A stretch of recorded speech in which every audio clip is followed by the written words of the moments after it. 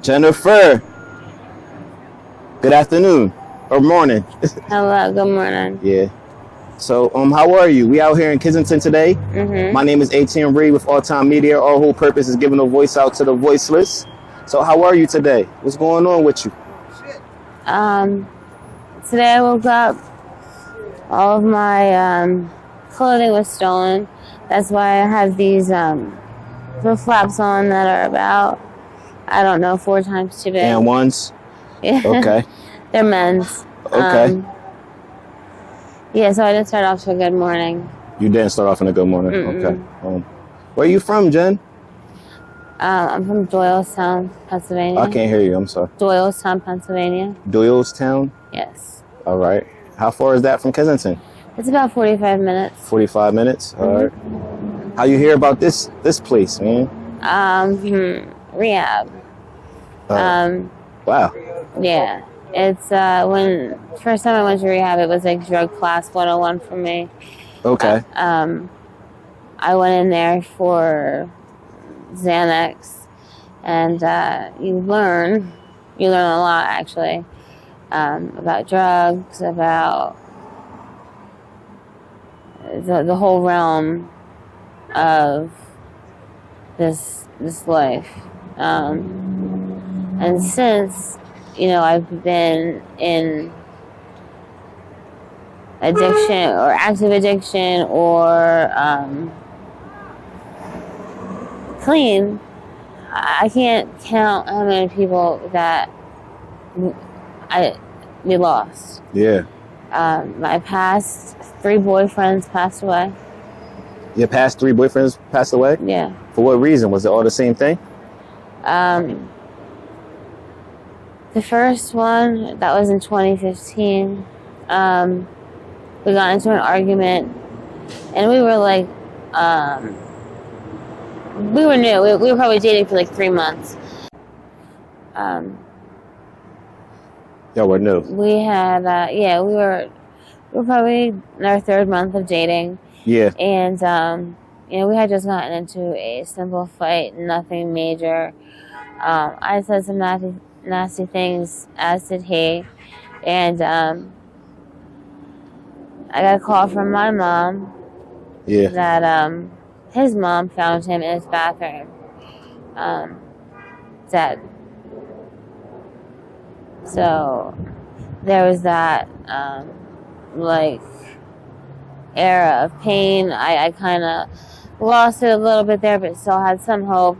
I got a DUI after that. I was just very reckless. Yeah. In 2019, I had another boyfriend pass away. Same kind of thing. He and I had gotten into a fight. He, though, lived in a sober house. Okay.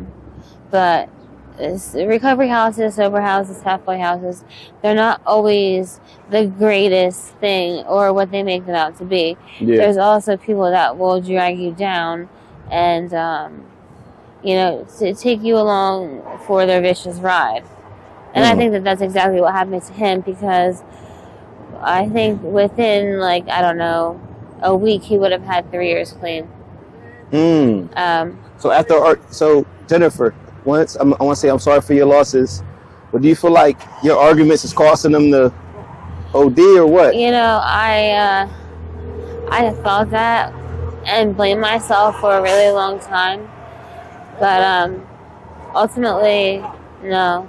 Okay. They were addicts way before. Yeah. So you don't want to blame yourself for it. They were addicts before. No, but I did.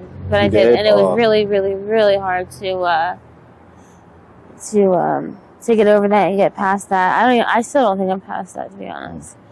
The arguments is there was no cheating, there was nothing like that. But you just never want the last thing you say to a person to be bad, to be nasty, hurtful. Yeah. So that was boyfriend number 2, right? That was boyfriend number 2. Okay. How about number 3, Jen? So number 3,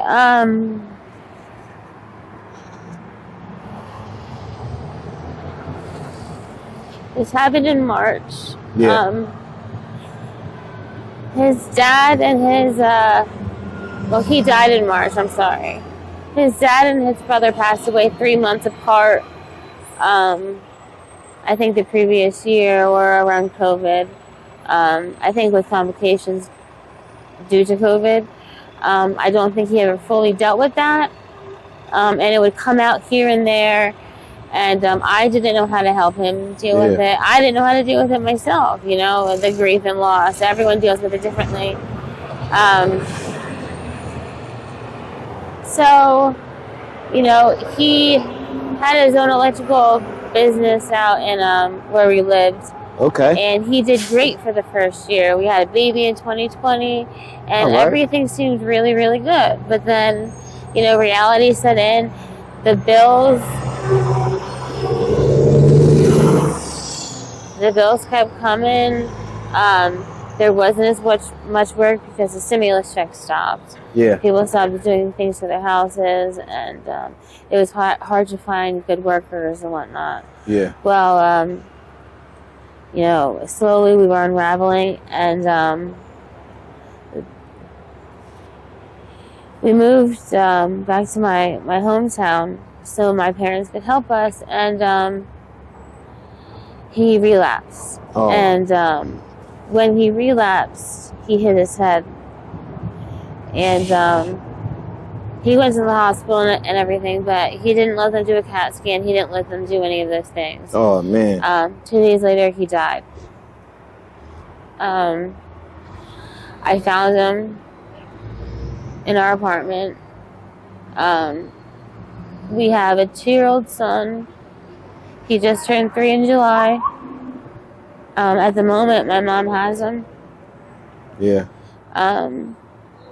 At this point, it's not even, I don't enjoy waking up every day and doing drugs. It's not exciting. It's not fun like before. You know, you would wake up and you'd be like, oh yeah, like let's, you know, go get high. It's like, it's a chore. It's just a lot of pain. Like I'm crying, going to do, you know, my next one. I just don't want to feel it all just because I'm afraid of what's coming. It's not the grief anymore. It's what I'm doing to my son, and it's what I'm doing.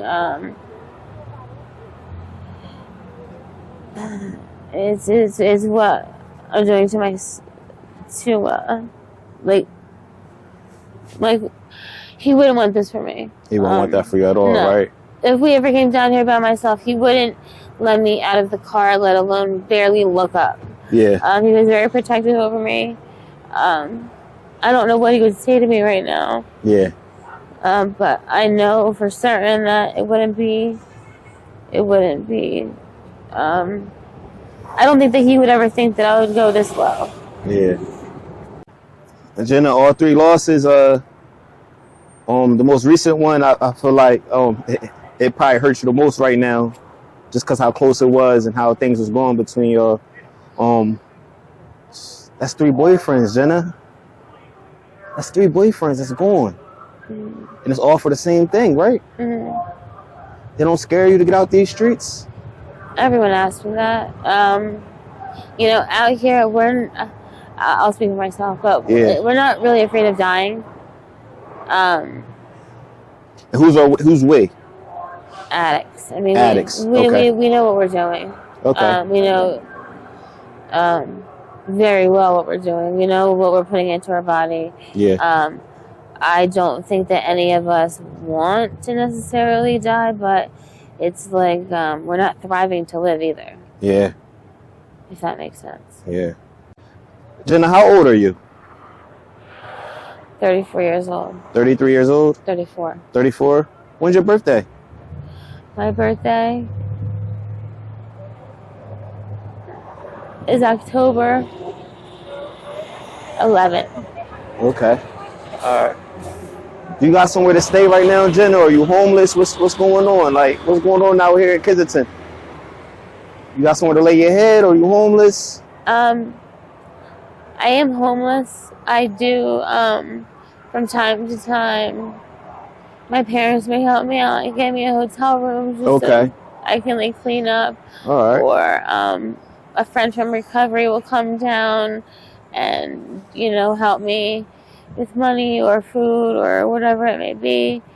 I did have a friend that, lived in a few blocks down, but her son's father is extremely abusive, and he was ripping banisters off the wall, and I just can't be around that. It gives me too much anxiety. So Yeah.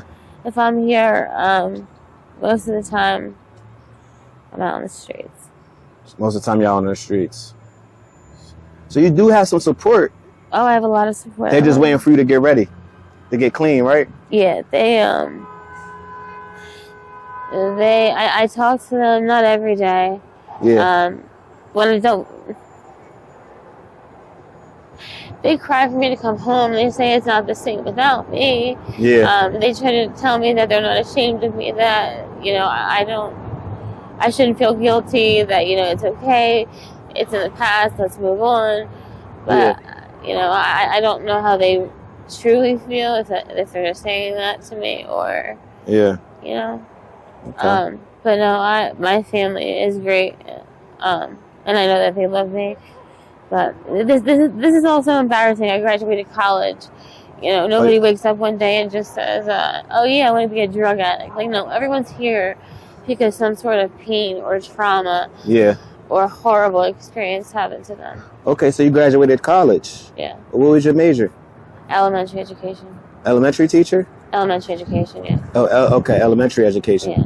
I never went into the field, but... Yeah. But you got the degree for it. I got the degree.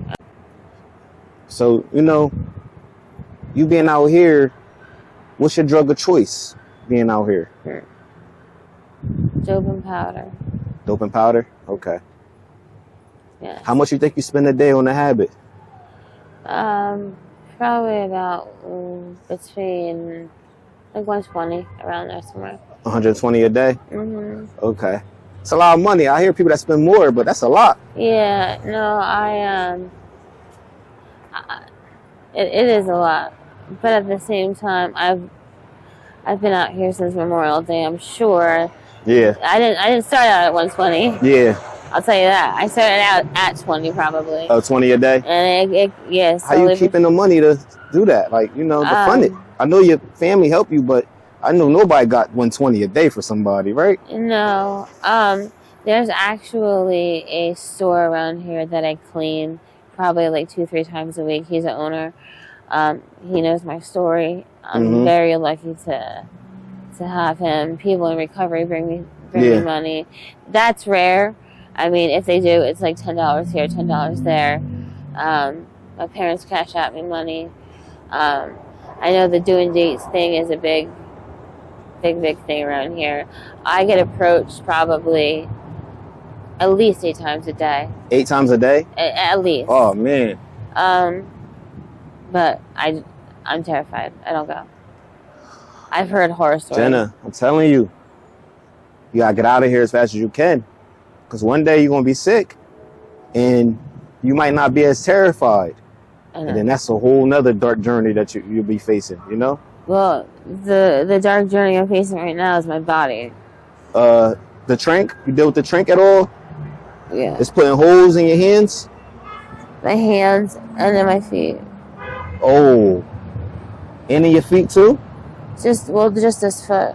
Do you shoot in your hands? That's why you get them in your hands, or? No, you don't have to. You don't have to shoot it at all. Yeah. To be honest, you could snort it. You could smoke it.